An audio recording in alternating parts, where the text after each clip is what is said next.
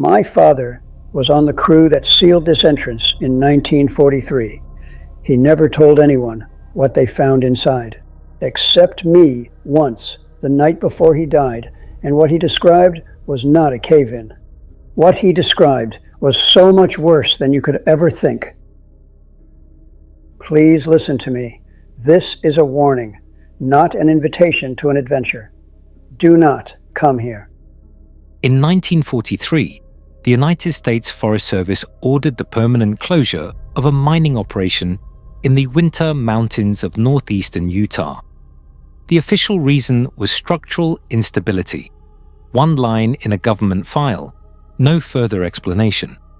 But the mine had been producing ore for over a decade with no engineering complaints, no inspection failures, no warnings. What the mine did have was 7 dead miners over a 3-year span, each one logged as a cave-in victim. And here is what nobody in any government office has ever been able to explain to me. The injury reports do not match falling rock, not a single one. The mining company did not fight the closure. They did not file an appeal. They did not even send a crew back in to retrieve their own equipment. They dynamited the entrance, piled rock over it, and walked away.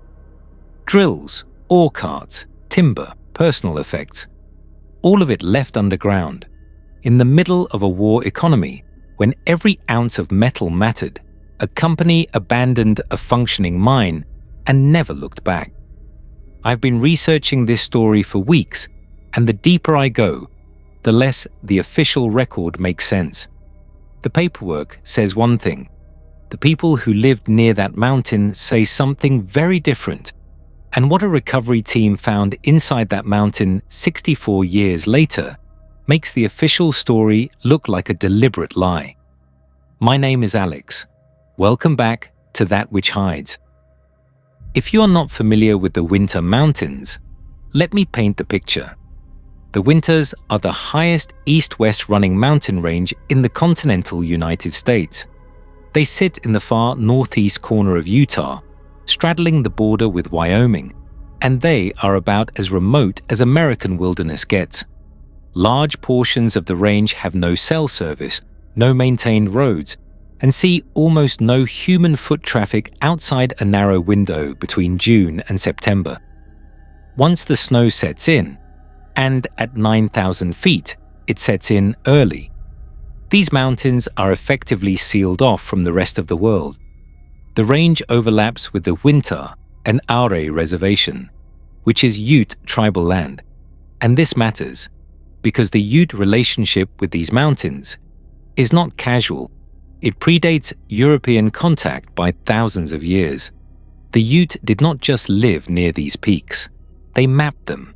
They named every ridge, every valley, every drainage, and they marked which parts of the range were safe to travel through and which parts were not.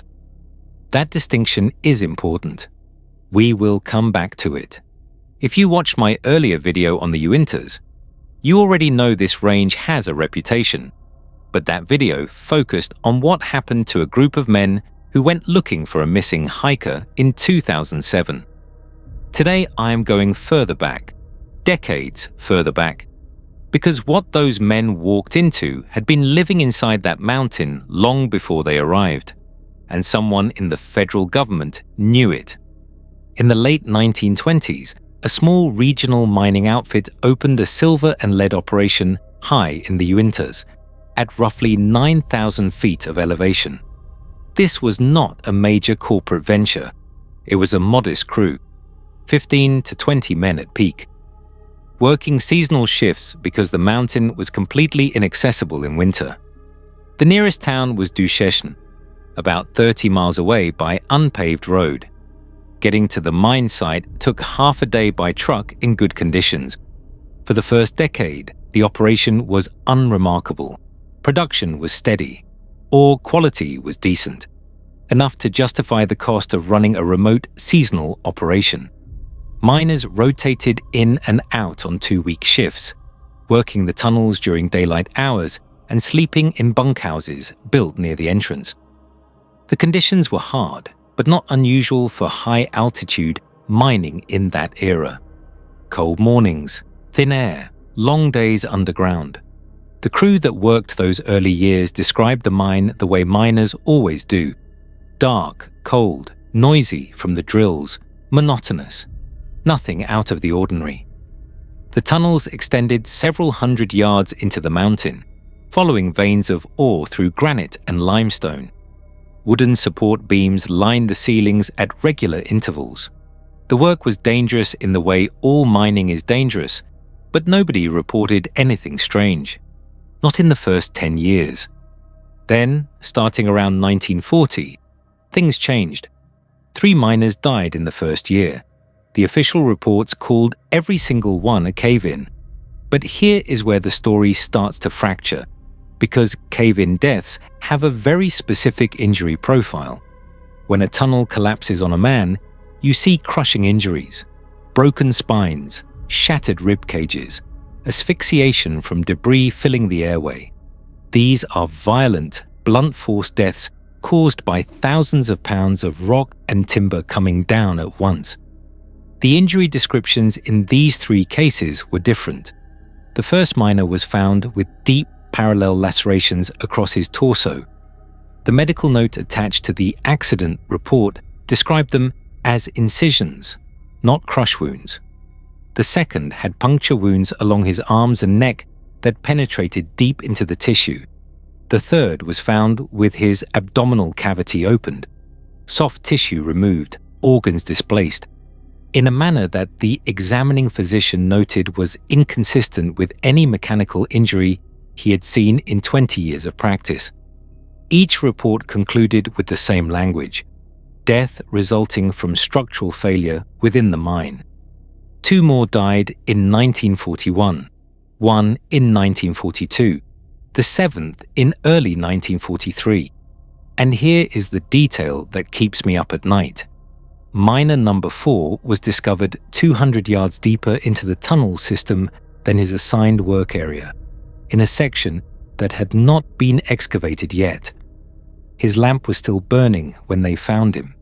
His tools were back at his station. He had no reason to be that deep. No one had authorized work in that section, and his injuries were listed as blunt force trauma, consistent with collapse, but his skull was intact and his spine was unbroken.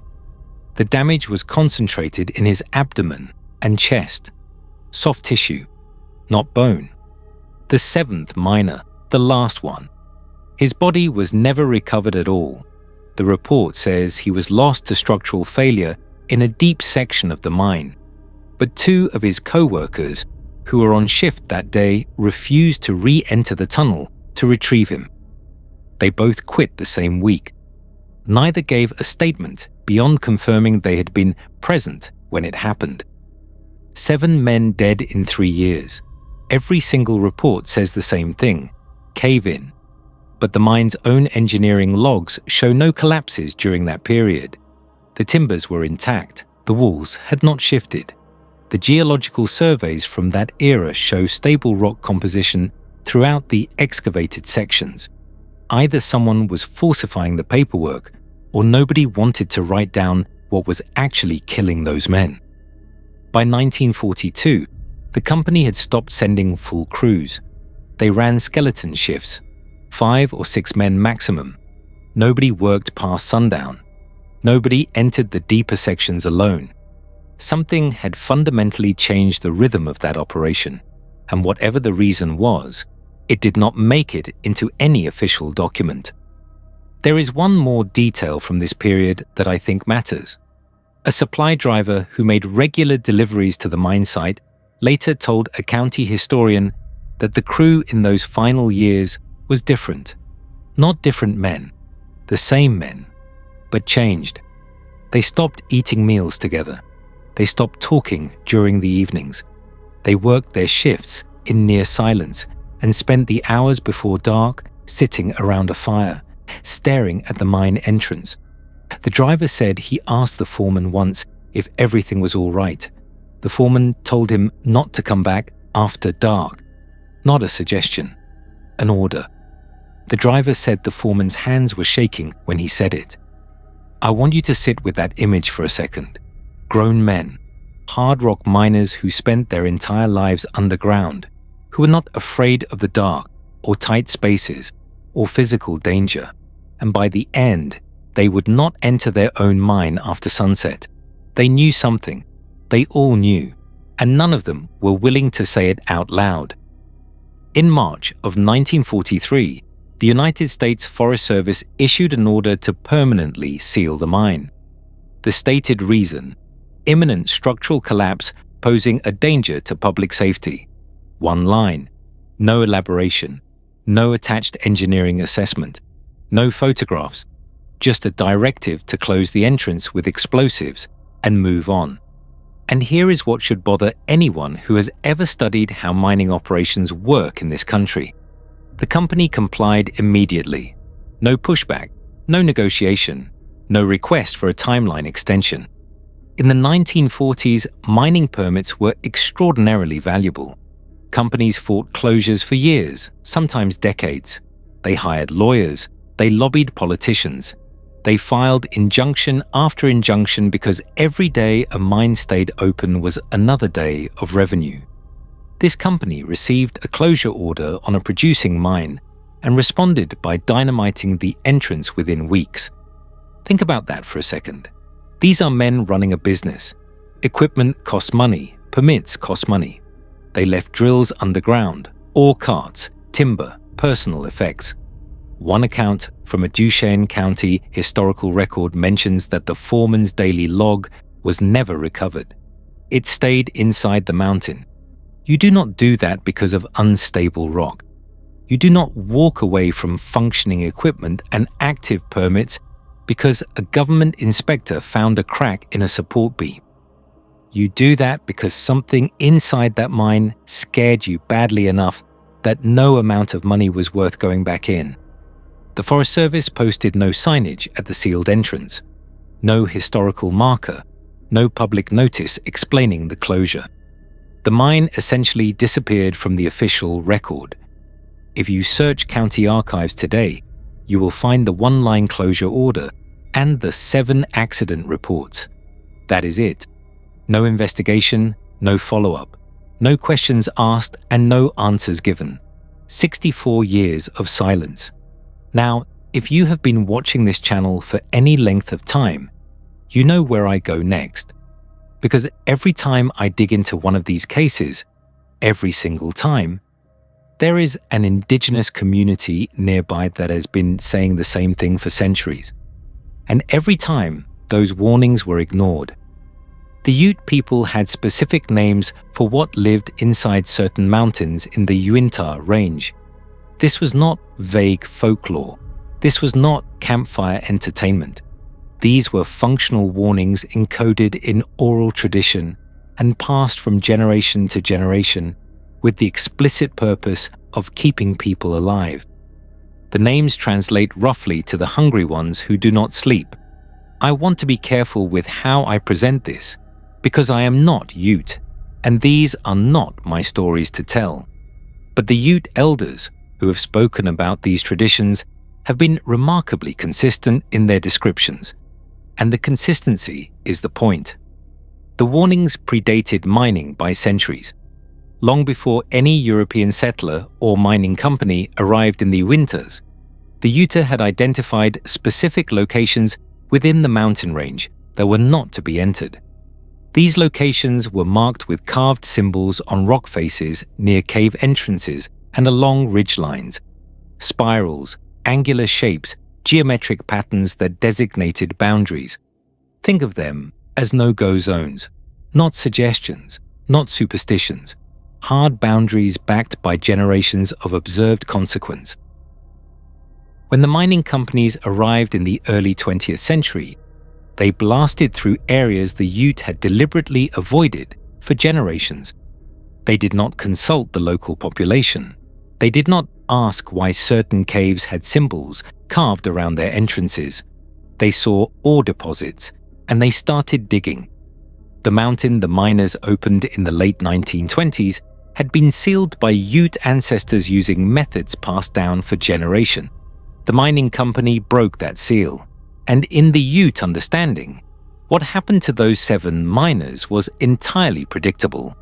An elder from the reservation described it to a researcher this way: the creatures that lived inside those mountains had existed there since before his people arrived on the land. They were not evil in the way we think of evil. They were simply old and hungry and patient. They lived in the spaces where sunlight never reached. Deep cave systems, natural fissures in the rock, underground chambers that connected across miles of terrain. And when people entered those spaces, the creatures did what they had always done. They fed. The carved symbols that the miners ignored were not decorative. They were a map. They showed the paths the creatures used, the chambers where they fed, the places where they stored what they had caught. Early surveyors actually documented some of these carvings, but catalogued them as ceremonial or decorative, with no further investigation. Nobody asked the Ute what they meant. Nobody thought the people who had lived on this land for thousands of years might know something the surveyors did not. This is what I keep coming back to in every story I research for this channel. The Cherokee in the Smokies warned about specific hollows. The Tlingit in Alaska warned about specific valleys. The Anishinaabe in Michigan warned about specific stretches of forest. Now the Ute in Utah, warning about specific caves. These are nations separated by thousands of miles, with no historical contact, independently developing the same category of warning about the same type of place. At what point do we stop calling it mythology and start calling it observation? I am not asking anyone to believe in anything. I am asking you to notice the pattern. For 64 years, that mountain sat sealed and forgotten. The mine disappeared from public memory. The Ute community remembered, but the outside world moved on. Then, in the summer of 2007, the mountain forced its way back into the story. In July of that year, a man named Darren drove to Utah for a solo backpacking trip in the Uintas. He was 31 years old, lived in Denver, worked in software development. He was an experienced hiker who had spent the previous year doing regular weekend trips into the Colorado Rockies. He planned a loop trail through some of the most remote terrain in the state.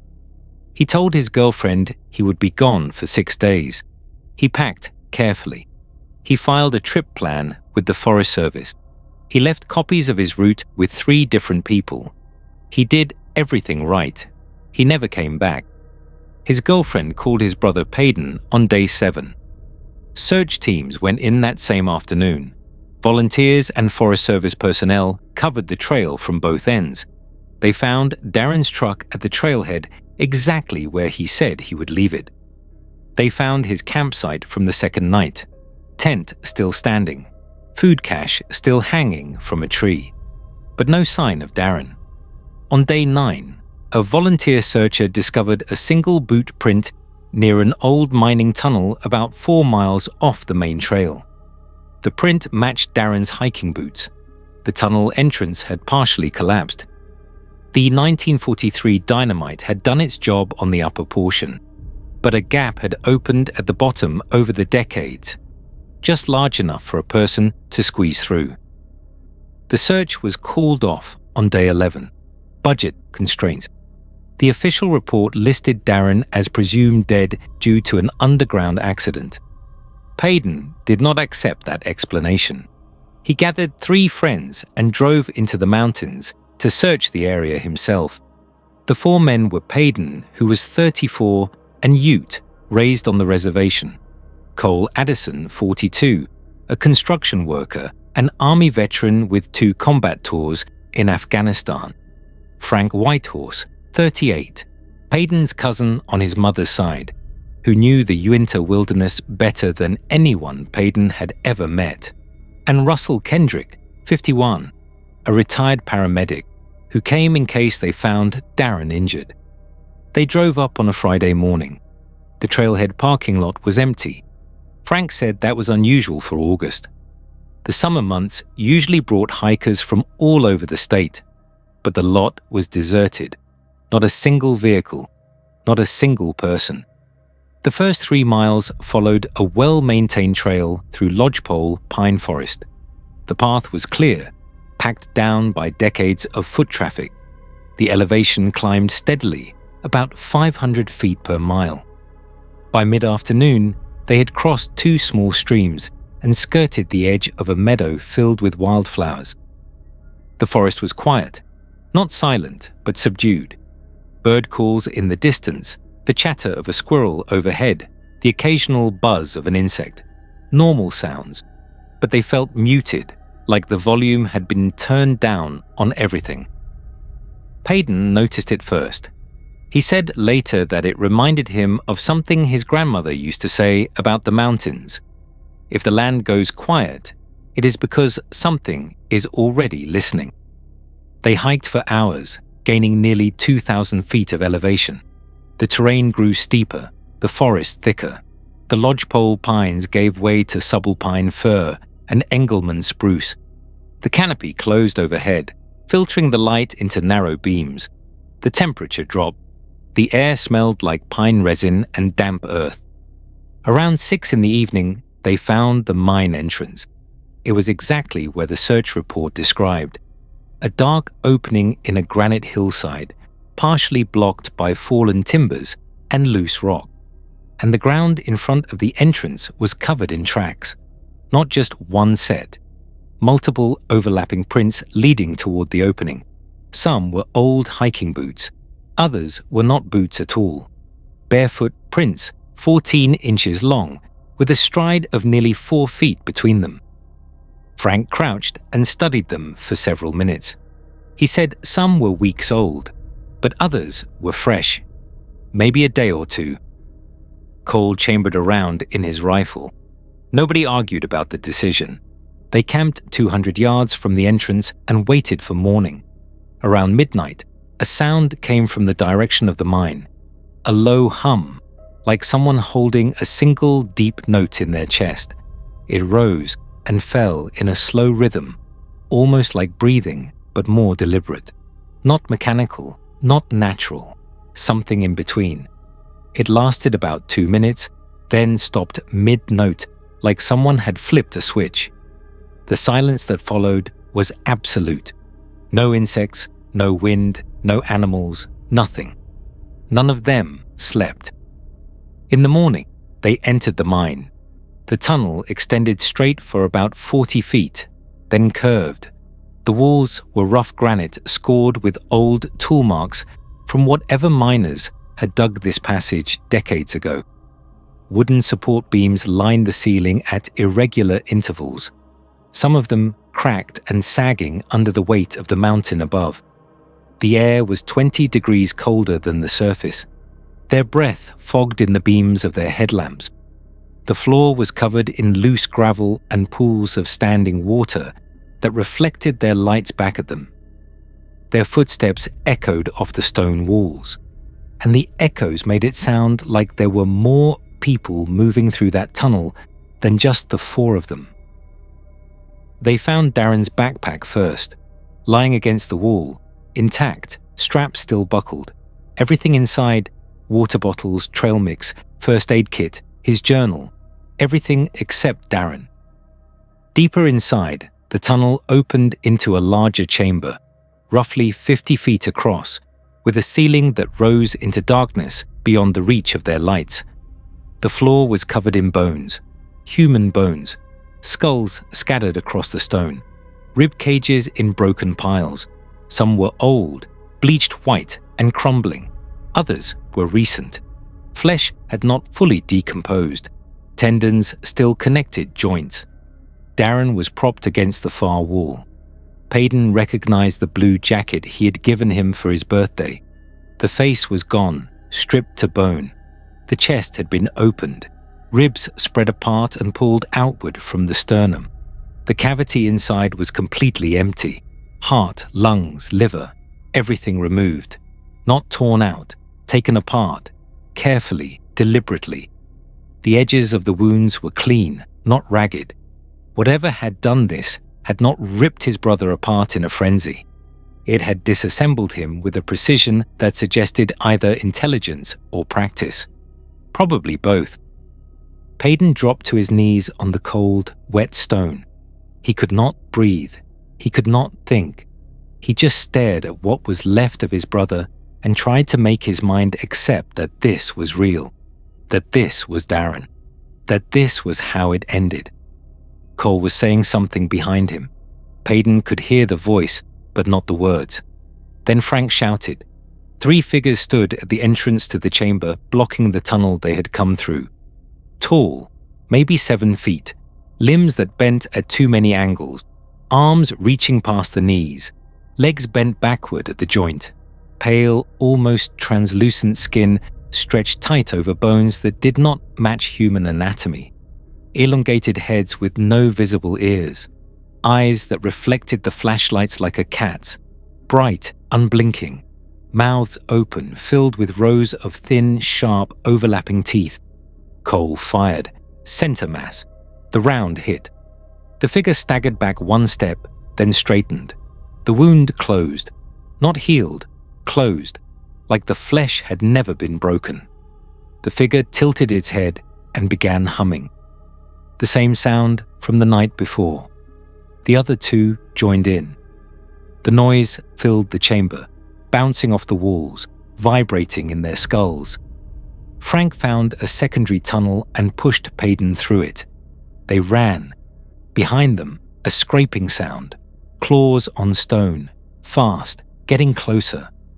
They reached a smaller chamber with a shaft of natural light 40 feet above them. No way to climb out. The walls were too smooth. Something grabbed Cole from the tunnel entrance. A pale arm, impossibly long, wrapping around his throat. He fired once, then he was gone, dragged backward into the darkness. His scream lasted 2 seconds. They found a crawl space on the far side. Russell went first. Frank pushed through after removing his pack. Payden was halfway through when something grabbed his ankle. Cold grip, 5 fingers like a vice. Frank pulled his wrist from the other side. The thing raked across the sole of his foot. 3 lines of fire from heel to toes. Then he was through. The tunnel on the other side was different. The walls were carved. Symbols, spirals, angular shapes covering every surface from floor to ceiling. Ancient, long before any miners. Frank recognized some of them. His grandmother had shown him drawings like these when he was a boy. She told him they were warnings, markers for places where the earth was thin. They emerged from a narrow crack in a hillside a mile from where they had entered. They started walking toward their camp, but the creatures were not done with them. One stood between the trees ahead of them, pale, still, impossibly tall, its eyes catching the fading light. They changed direction. Another blocked the east. They were being herded. By nightfall, they had been pushed into a narrow canyon with no way out except forward or back. Frank was taken around 3 a.m. Something pulled him off the ground. Payden saw his body lift into the air, arms flailing, a pale shape wrapped around his torso. Then he was gone, up into the trees. His scream cut off mid-breath. Russell was taken the next morning by a shallow pool. One moment he was crouched by the water. The next, he was dragged into the forest in complete silence. No scream, no sound at all. Payden walked alone for 6 days. His foot was infected and swelling inside what was left of his boot. He could barely stand, but he kept moving because stopping meant dying. He ate berries and drank from streams. He slept in rock crevices for no more than an hour at a time, always with his back against stone, always facing outward. Every shadow between the trees looked like one of those things.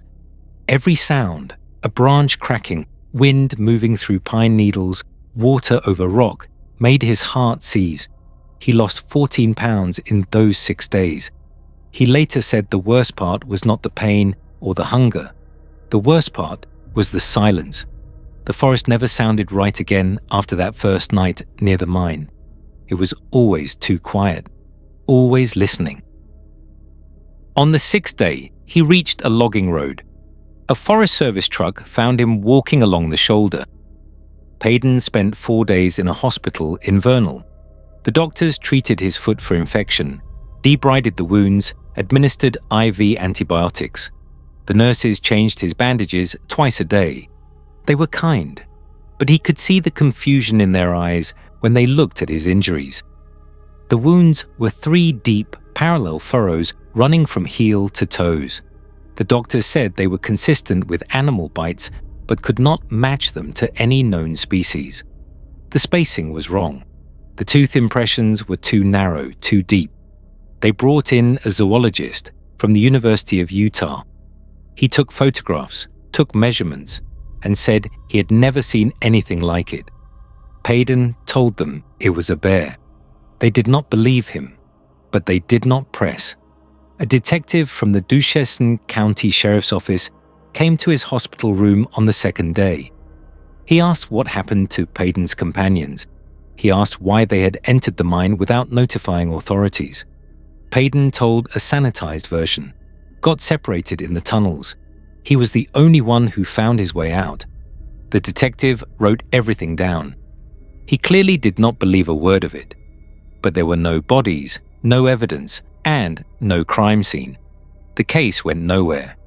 About a year later, county authorities sealed the mine entrance again. The official reason? Safety hazard. Multiple reports of missing hikers in the area over the years. No mention of what was found inside. Same mountain. Same one-line explanation.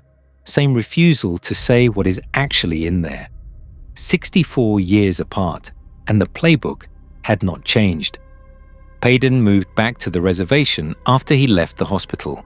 His grandmother had passed years earlier, but the family still owned her house. He needed to be somewhere familiar, somewhere he could understand.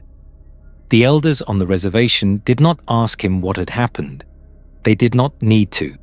When Payden told them where he had gone, where he had entered the mountains, they nodded. Not with surprise, not with curiosity. They nodded the way you nod when someone confirms something you already knew, like they had heard stories like his before, like they had been hearing them for as long as anyone could remember. An old man named Calvin Wapsock sat with Payden one evening. He told him stories his grandfather had told him, stories about things that lived inside the mountains, in the spaces where sunlight never reached. The hungry ones, he called them. Creatures that had existed long before people arrived in this land. Calvin Wapsock. They are not evil.